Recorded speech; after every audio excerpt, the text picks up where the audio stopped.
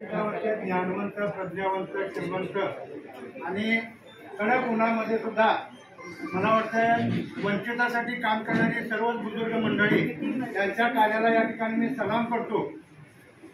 कडक ऊन आहे, वेळ भरपूर झाला आहे। खरं तर या गिरणी कामगारांचा एक मुलगा नरेपाटकर किंवा नाम जोशी महाराजच्या शाळेमध्ये माझ्या वडिलांचं राबणं, आईचं खपणं अनुभवलेला एक गिरणी कामगाराचा वारस म्हणून या ठिकाणी राहुला नाही म्हणून मी पुढे आलोच आहे। सर्वप्रथम संयोजकांनी या ठिकाणी परवानगी दिली त्याबद्दल त्यांचा धन्यवाद। या मान्यवरांच्याबद्दल एवढंच म्हणावं असं वाटतं, आभाराचे भार कशाला, कौतुकाचे हार कशाला। अहो आभाराचे भार कशाला, कौतुकाचे हार कशाला, हृदयामध्ये घर बांधूया, अशा घराला दार कशाला, अशा घराला दार कशाला। निश्चितपणानं साहेब ही सगळ्या तालुक्यातल्या सगळ्या जिल्ह्यातून आलेली माणसं जे आपल्या कार्यानं दिष्टित होऊन किंवा आकर्षित होऊन आपल्या हृदयामध्ये आपल्या विचारांचं घर निश्चितच बांधणार आहे।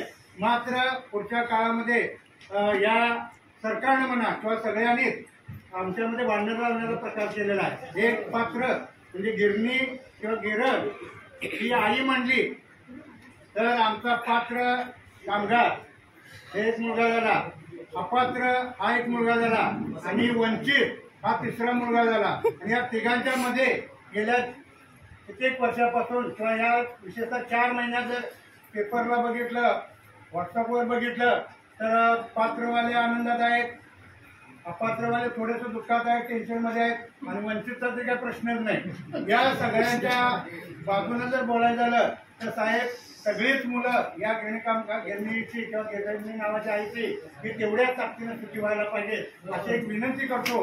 कोल्हापूर जिल्ह्यातून आपल्याला काही बोटावर मोजण्याची लोक आम्ही आलोय, पण इथं राजू सुतार साहेब आहेत।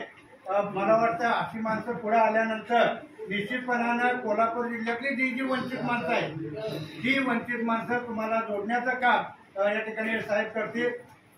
एका कोणत्याही कागद असू दे,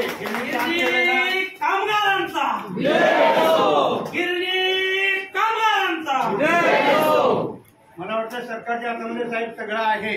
एखादं जरी डॉक्युमेंट असलं तर त्या कामगारांना काम केलं म्हटल्यानंतर तो पात्र झालाच पाहिजे। या भूमिकेचे सगळेजण बांधील राहूया आणि आपल्या एक छोटीशी गोष्ट होते बघा, लाकडाची मोळी तोडली तर ती परत पसरते आणि जर त्याची वज्रमुठ असेल तर निश्चितपणानं काय होतं ते एकजूट राहते आणि कार्य सिद्धीत जाते।